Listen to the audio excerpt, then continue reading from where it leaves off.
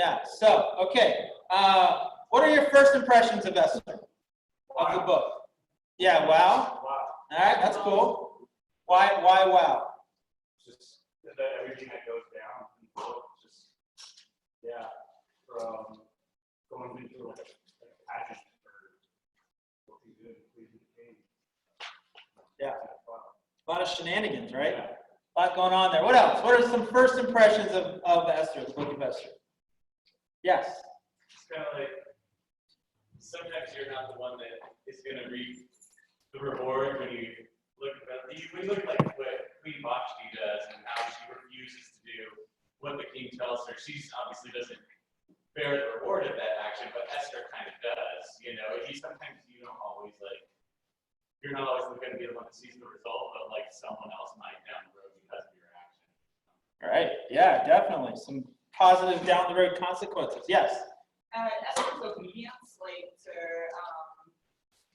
Mordecai and to also Yep. Yeah, definitely. Esther's showing some character. What else? Anything else? First impressions of the book of Esther. If you hadn't read it, maybe you heard about it. Impressions. There's no mention of God in it. Yeah. Specifically. Yeah, interesting, right? And actually, that's a great segue. Some people in the past have questioned whether or not Esther should be in the Bible. And they say it's theologically deficient, right? That's the argument. And here's why. Like already said, there's no mention of God, but also there's no mention of prayer. There's no mention of the temple. There's no mention of Jerusalem. There's no mention of the Torah. And there's no miracles.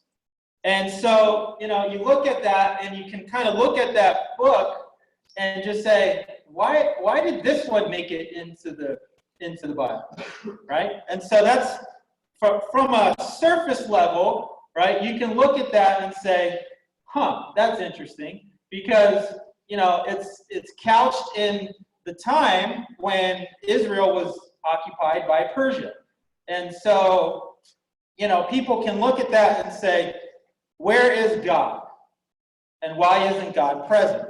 And so most people, and sorry, let me go back one here. Other people, and people that have studied out a little bit deeper, say, no, it's not theologically deficient, it's theologically perfect. Because many times in our lives, we'll suffer, quote unquote, from feeling like God is not speaking. Have you ever thought to yourself or wished, man, if I would just hear the voice of God right now, it would be so much easier? Right? I mean, don't we sometimes just wish that God would just tell us what to do straight up? And so this is a very important book because it comes from the other side of life, those times in life where we feel like, where is God? And it's actually really important, and it covers the spread of theology.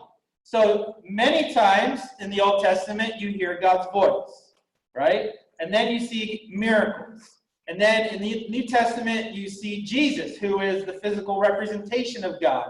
And then there's miracles there. But there are times where you're kind of wondering, where did God go?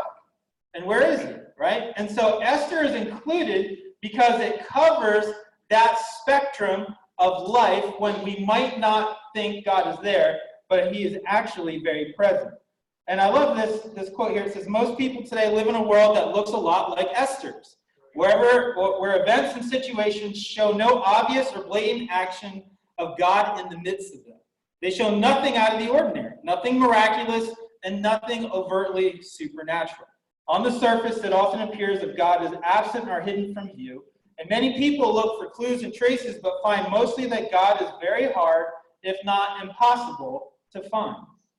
I would say that is a lot of how today's world thinks, right? When you go out, and if you're just to talk to the general population, the people in Anchorage, I bet you they are wondering, where is God? Where is he in this, right? There's all kinds of stuff going on right now. Our world is, bat flip crazy at different times, and there's a lot going on, right? So I think from a non-religious / secular perspective, many people are living in this world of like, hey, where is God? Right? We heard about God, about the Old Testament. Maybe they believe or not, but they've at least heard about him. Or whether or not they believe in Jesus, they've at least heard about him. And some people don't claim Christianity for their own because they're having a hard time seeing God. And you know what? That's a beautiful thing because that's where we come into play. Amen? And that's some of what we get to represent in a world where people are wondering, where is God? And the heart of the matter is this. I'm way behind, sorry. The heart of the issue is, where is God? Right? So where is God in the book of Esther? Where is he? Is he there? Do you see him? Can you find him? On the surface, he appears to be absent, uninvolved, but in reality, however, under the surface, he is providentially at work to accomplish his purposes and to deliver his people. Well, one of the things that you'll see in the book of Esther as you read it, there are so many coincidences, right? And so it'll say, oh, and by the way, this happened. Like, oh, what a coincidence. And then, oh, by the way, this happens. Oh, what a coincidence. And right, so there's so many quote-unquote coincidences in this book that it's supposed to allude to God working in the background. Now, have you ever had any coincidences in your life? And aren't those moments where you could say, hey, that's a coincidence, but at the same time, aren't you scratching your head wondering, wow, this is probably God? Right? Like that, our house, before we moved to Alaska, we lived on Lake Athabasca Place. And for the longest time, I was like, what in the world? Why did they name a street in San Diego? There's no lake anywhere around us. And yet we're on Athabasca. So, one day I Googled it to try to figure it out. And sure enough, guess what Athabasca is, as you guys know? It's the indigenous people of Alaska. I'm like, oh, ain't that a coincidence, right? So, and now I know why God put us on Athabasca Place, right? To prepare us to come here. So that's not a coincidence, that's God. Now, we can think it's a coincidence, but I believe that that's God. So I'm sure you guys can share a lot of stories for yourself, but God does work in mysterious ways, amen? And he works through these coincidences, through these instances, and I don't believe that they're by chance. In the book of Esther, a lot of things kind of miraculously fall in place, even though it's not considered a miracle. I mean, you think about the course of history, it could have gone any number of ways, but it went the way that God wanted it to go. And that's pretty awesome. So God may hide his face, but does that mean that he has forsaken his people? And you got to remember, there are many moments throughout biblical history where God doesn't speak to his people, right? I mean, think about the time between Malachi and Matthew. That's considered a period of silence. So there are long stretches in our faith where we might not, hear the voice of God. But that's not uncommon for the Israelites' history. There are many times where God was not blessing them, quote unquote, not giving them material possessions, not giving them the harvest, not giving them the abundance that they wanted. And so, what do we do at those times? And Esther is a great example of how to handle those situations. So let's go ahead. We're going to jump into chapter 1, and we'll read a little bit, and we'll talk about what we're finding here. And this is Queen Vashti is deposed. In verse 1, it says, "This is what happened during the time of Xerxes.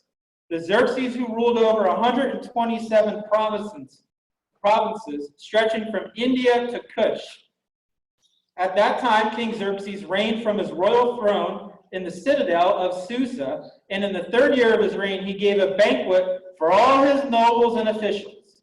The military leaders of Persia and Media, the princes, and the nobles of the provinces were present. So for a full 180 days, he displayed the vast wealth of his kingdom and the splendor and glory of his majesty. When these days were over, the king gave a banquet lasting 7 days, in the enclosed garden of the king's palace, for all the people from the least to the greatest who were in the citadel of Susa. The garden had hangings of white and blue linen, fastened with cords of white linen and purple material to silver rings on marble pillars. There were couches of gold and silver on a mosaic pavement of porphyry, marble, mother of pearl, and other costly stones. Wine was served in goblets of gold, each one different from the other, and the royal wine was abundant, in keeping with the king's liberality. By the king's command, each guest was allowed to drink with no restrictions, for the king instructed all of the wine stewards to serve each man what he wished. That sounds a lot like a frat party, doesn't it? I mean, so when we'll stop here for a second and think about, like, okay, what's the scene? What are we getting right out of the gates? What are some observations you guys see right here with King Xerxes? Generous? Okay. Prideful? Is that what you said? Yeah. He's displaying. He's proud, right? Proud of his kingdom. Proud of his wealth. What else do you see? Extravagant, right? It's worth noting that this passage is one of two passages that actually goes into detail about the castle and the palace. The other time where you get a description this descriptive is when in the Old Testament the temple is being described, right? So you're going to see a lot of parallels. So again, although God's not in the book, he's definitely in this book. And that's where, as you read Esther, what helps is if you look for some of these parallels, right? So this is very similar to, different areas in the Bible where the temple is being described. And the innermost place and the Holy of Holies, how it was covered with gold and there were cherubim and things of that nature. So there's this language that's written about King Xerxes' palace that is meant to kind of incite the Jewish reader to think about, oh yeah, that kind of sounds like the temple, right? But is Xerxes God? No, right? So you have this parallel thing going on here. Now, a little background in the historical setting. This is set during the Persian Empire, and Xerxes I is the king. And many people think this time period is 486 BC to 465 BC. Now, what's cool about this, and this is something that I really love, is all of this, history of kings and the Persian Empire, the Babylonian Empire, all that stuff, it completely matches history books. And there would be some times where I'd actually crack open a history book and line it up with the Bible, and it's a perfect match, right? So the history of this is on point. This particular party, they believe, was in between the two Persian wars with Greece, right? So Alexander the Great is actually who eventually came in and conquered the Persian Empire, but that was the second war with Persia. So after the first war, they kind of pushed back the Grecian, people, kind of put them in their place, so to speak.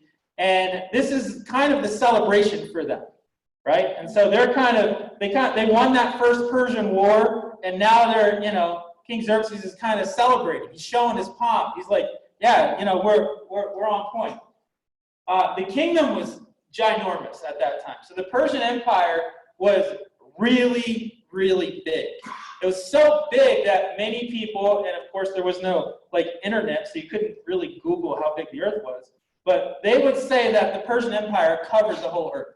That's the feeling of it, right? And so you have King Xerxes, who was probably in his late 20s. Now I want you to think about that, right? Imagine being in your late 20s and being the king of an empire. Wouldn't you throw a big frat party too? I mean, it kind of blows my mind that a 28, 29-year-old is in charge of this kingdom, right? And so what's he do? Well, hey, we're going to party. How long does he party for? 187 days, including the 7 days of no restrictions, right? I mean, this guy is doing his thing. It says in the Bible, right at the beginning, it says in verse 1, it says that he ruled over 127 provinces. And that's to kind of give the scope and the hugeness, the vastness of the territory that he owned, right? And in that time, there were 4 major capital cities. So they didn't have just one major capital city, there was 4. And one of the biggest ones was in Susa. And so there you have all of these elaborate descriptions. You have this king, you have extravagant wealth, unlimited power. And so in many ways, what Esther is doing is setting up King Xerxes to be a quote-unquote god. And this idea that there are many parallels to how Xerxes wants to describe himself and what he does as being kind of ruler of the world and having all this power and having all this, wealth. He is setting himself up to be a lord, if you will, or a god. And so it's really, interesting when you start seeing it through that lens. Here's a picture of what some think it might have looked like. Pretty extravagant, right? And so if you know anything about Persian culture, I'm married to a Persian, and they are very extravagant. I mean, it is awesome. It's awesome, right? No, like, it's almost like, if you think about it, you can think about it in a really negative way, but also in a very positive way. Like, their culture is probably the oldest, quote, culture on the planet. So talk about, they know how to cook food. You know what I'm saying? Like, the food is amazing. And there is, exorbitant amounts of knowledge. There's exorbitant just resources for that area. So the Persian culture, they kind of, in many ways, they kind of figured out how to not only maximize the resources at that time, but they also knew how to display. And so they were really, good at that. And not all of that is bad. Here's a picture from a Persian wedding, right? And what it looks like today. We had a very smaller version of this, but it was still cool, right? Because you have so much symbolism that goes into everything, and the different, artifacts that they put in the wedding, and they all have different meanings and things of that nature. So it's a very rich culture. It's a very proud culture in the sense that they are proud of who they are. They're proud of what they have, so there's a good part of that in a sense of being able to display that and show that and be excited about that. Now, obviously, you should honor God with that, but it also describes how they had the royal golden chalices or cups, right? It's mentioned here, and it says that each one was given a different cup. So imagine, like, you go to this, you're not getting the red cups at the frat party, right? You are getting your own specialized goblet. And that was a display of wealth and power during that time. That they would not only just hand out a very beautiful, ornate cup, each one would be different. And then you see him in here, he says, not only can you drink, but drink as much as you want, right? There's no restrictions. And so, okay, now we're going to talk about drunkenness, right? Because there's definitely a lot of drinking going on here. And the Bible wants us to know that, right? It's very clear the way that this is described, that each says, by the king's command, each guest was allowed to drink with no restrictions, for the king instructed all the wine stewards to serve each man what he wished. Right? So there's the wine was flowing freely, and I have a strong suspicion, it doesn't say this directly, but some of the decisions that get made after this party really are decisions of a drunk person, right? And so we're going to look at that in a second. But the next part is the queen's refusal. So Vashti is going to come on the scene, and she's going to refuse. So let's keep reading here in verse 9. It says, Queen Vashti also gave a banquet for the women in the royal palace of King Xerxes. On the 7th day, when King Xerxes was in high spirits from wine, a.k.a. drunk, he commanded the 7 eunuchs who served him, Mehuman, Biztha, Harbona, Bigtha, Abagtha, Zethar, and Carcass, to bring before him Queen Vashti, wearing her royal crown in order to display her beauty to the people and nobles. for she was lovely to look at. But when the attendants delivered the king's command, Queen Vashti refused to come. Then the king became furious and burned with anger. Since it was customary for the king to consult experts in matters of the law and justice, he spoke with wise men who understood the times and were closest to the king. Those people, the 7 nobles of Persia and Media, who had special access to the king, were highest in the kingdom. So according to law, what must be done to Queen Vashti, he asked. She has not obeyed the command of King Xerxes that the eunuchs have taken to her. Then Memucan replied to the presence of the king and the nobles, Queen Vashti has done wrong, not only against the king, but also against all the nobles and the peoples of all the provinces of King Xerxes. For the queen's conduct will be known to all the women, and so they will despise their husbands and say, King Xerxes commanded the queen Vashti to be brought before him, but she would not come. So this very day, the Persian and the Median women of nobility who have heard about the queen's conduct will respond to all the king's nobles in the same way. There will be no end of disrespect and discord. Therefore, if it pleases the king, let him issue a royal decree, and let it be written in the laws of Persia and Media, which cannot be repealed, that Vashti is never again to enter the presence of King Xerxes. Also, let the king give her royal position to someone else who is better than she. Then, when the king's edict is proclaimed throughout all his vast realm, all the women will respect their husbands, from the least to the greatest. The king and his nobles were pleased with this advice. Of course they were. So the king did as Memucan proposed. He sent dispatches to all parts of the kingdom, to each province in its own script, and to each people in their own language, proclaiming that every man should be ruler over his household and using his native tongue. So, Queen Vashti, right? The nope says nope. She's not going to this thing. And this is a very noble stance for her to take, right? It's pretty amazing. So obviously Xerxes wants to display his wife. He's got self-indulgent pride. And what he's asking Vashti to do really would be what they would also ask concubines to do.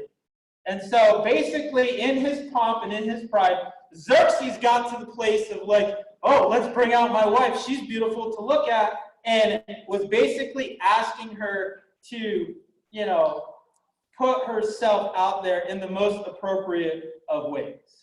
And so Vashti, of course, has self-respect. She's a strong Persian woman. Let me tell you, these Persian women can be strong, amen? And was refusing to come. And let's just think about this for a minute, though. Just think about, let's say you're a king and you're married to your queen, and you have conflict with your queen. How do you think it's going to go if your wife, if you say, I'm going to go get advice from the mayor? You know what I mean? Hello, what are you thinking here, right? I mean, imagine if you're in conflict with your spouse and you say, hold on, time out. I'm going to call the governor and all of the district managers to come in and give me advice on what to do with you, right? I mean, how's that going to go? So, the initial brain really wasn't working here for Xerxes. I love this quote from Jeffrey Cohen. It says, Queen Vashti must have been a rare woman to have retained her sense of dignity and morality to the extent that she was prepared to endanger her life by refusing her lord and master's bidding to show off her body to the assembled throng. For her to say no was a big deal. And it's amazing because, again, here you see a big decision being made, and although there's no mention of God, it really is God working in the background. And really working in a woman who's, has enough self-dignity and self-respect to stand up to, Xerxes the frat boy. And so it's pretty amazing. And you see Xerxes, the only thing he's worried about is we have to squash the rebellion, right? I mean, we have to make sure that the rebels do not, it's like, guy, dude, this is your wife. You know what I'm saying? This is your bride. This is your queen. And so for him to kind of, again, this is just the effects of pride, right? And how pride can distort things and make you think a little bit crazy, and then mix that with a little bit of wine, and you're in trouble. So here's my favorite part of this. My favorite part of this is looking at his decisions, how ironic and comical they are, right? Here's the first one. Where's the legal advice, right? So here's it. He's trying to work this out with his spouse, and where does he go with that? His first thought is, well, I need to go get legal advice on this. Obviously, that's not going to work. The second thing is this. What's the advised punishment for Queen Vashti? She's not coming into the king's presence. So here's what we should do. Let's make a decree that says, you shall not come into the king's presence. I mean, these guys are rocket scientists, you know what I'm saying? So that's pretty funny. And then the advisors come in because his wife wasn't responding to his decree. So guess what they do? They make a decree for all of the wives, as if that's going to work, right? So it's really funny to see this being played out, because that's not going to go well, right? And it's written in the Bible to give us a sense of irony so that we can see how kind of bizarre this situation is, but also it's to show us that, God is really going to kind of figure out a way to get Esther on the scene. And so he's working in the background. He's working in a way that, although his name isn't mentioned, we see God through all of this. And really, the bottom line issue from chapter 1, when you kind of break it down a little bit, is the question is, who is the real king? And that's really what you can take away from chapter 1. There's a lot of parallels between what you read here and what God does for himself, right? You see the parallels of the garden, you see the palace, you see this kind of, it's not quite temple life, but you have this temple. You see this gathering of a community. All of these things are things that God said the Israelite people should be doing in response to glorifying his name, even down to the festivals, right? I mean, you read the Old Testament. I love showing people like how much God loves to party, right? I mean, God loves partying. I mean, he had so many festivals baked into Levitical law. And then every 50 years, you had all of your debts forgiven. I mean, wouldn't that be awesome nowadays? Right? I mean, like, come on, let's just like restart everything back to zero. That'd be great, right? Well, that's what God had put into place with the Levitical law. And so there are festivals, there are tabernacle festivals, there are feasts. And so in chapter 1, really what is being set up is a false God versus the real God. And that's why all those parallels are put in there. That's why you get this description of the palace, because it's showing us kind of the foolishness of man trying to set himself up to be a god. And at first, it's real easy for us to say, oh yeah, he's a frat boy, right? But on a personal level, or a more kind of direct to our life, question is, in what ways do we set ourselves up to be gods of our life?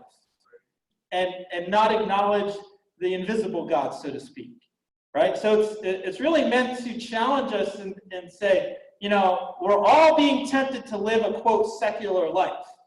And Psalm 37 is very clear about how we will be looking at, the, quote, wicked, and sometimes wonder, well, why does everything go good for them?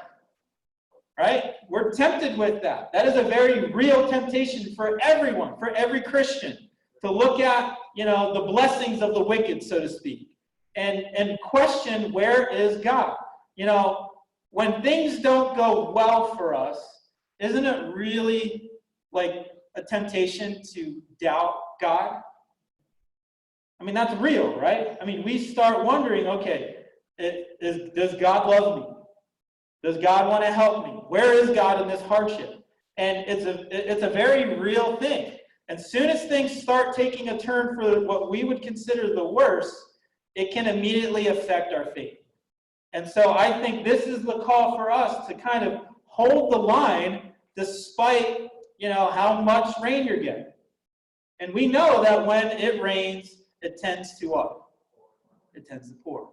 And so during those moments, do we hold the line? Do we stay close to God? Do we remember who the real king is and, understand that God is working in the background?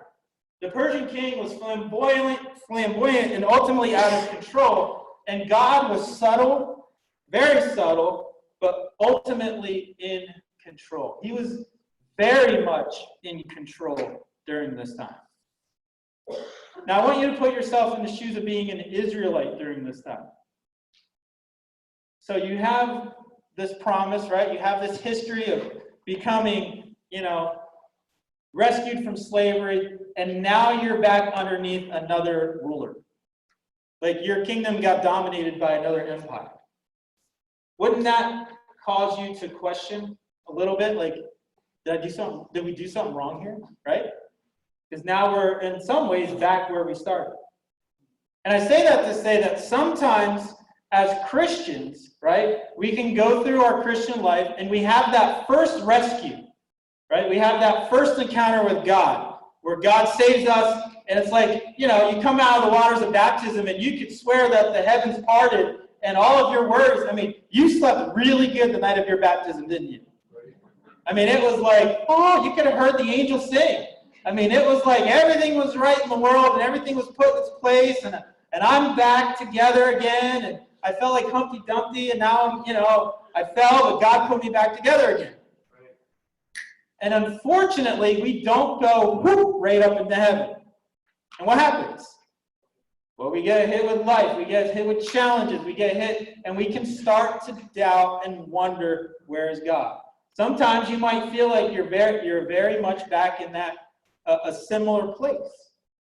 And God is right there with you, helping you, and wanting you to understand that I am still with you. In Hebrews, it says, never will I leave you, right? And so just because God might hide his face or God might be silent, does that mean that he left you? No. What that means is God is working something, and you just need to be a little bit patient. God is working in the background. The Christians today need this reminder. The world often seems to be controlled by the powerful and the wealthy, by military might and political prowess. Just like the Jews in the Persian period, we often see the kings of the earth do as they wish. Dictators, tyrants around the world live in opulent luxury, while many of their people live in squalor and poverty.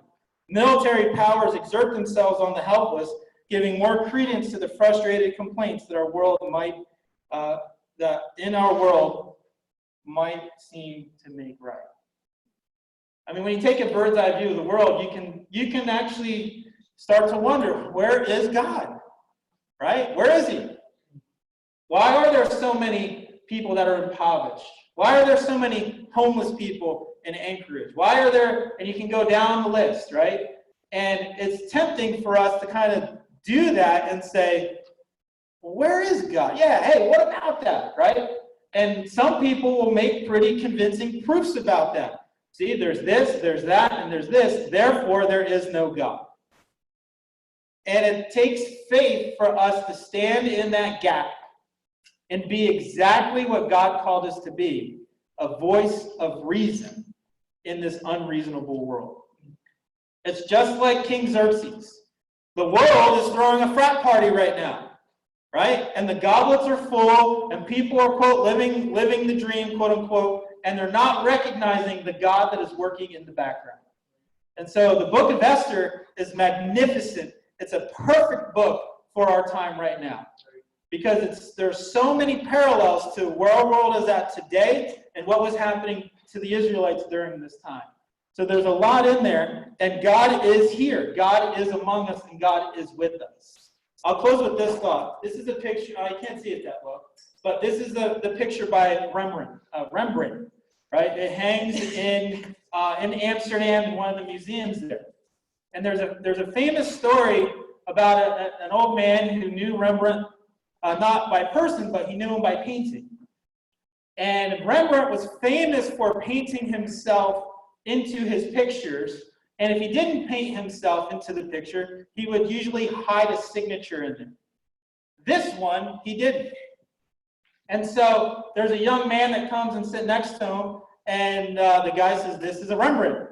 And he says, "Well, how do you know?" Ooh, how do you know? And he says, "Well, I can tell." And so the guy says, "Oh, I bet you Rembrandt painted himself into this. That's how you can tell." So he looked at all the characters, looked at all the figures. There was no Rembrandt. And then he thought to himself, "Oh, well, then that means he must have signed it and hidden his signature." So he looked and he looked and he looked and he said, "Can't find it." And so then he started to say and argue with this guy who knows it, to the T. He says, "Well, how do you know that this is a Rembrandt? How do you know that for sure?" And this is how he answered. He says, "You look for the signature, but I see the subtlety of artistic style. You look at their faces, but I see the character of the brushstrokes. And that is why you look at the painting and conclude that the artist is nowhere. And that is why I look at the painting and see the artist everywhere." When you really know God and you know Him and you know His nature, things can go terrible and you'll still know that He is there. You don't need to see His face and you don't need to see His signature. You just have to know that this is all part of the masterpiece that He is painting. So amen, that's the end of chapter 1. And we'll continue next time with chapter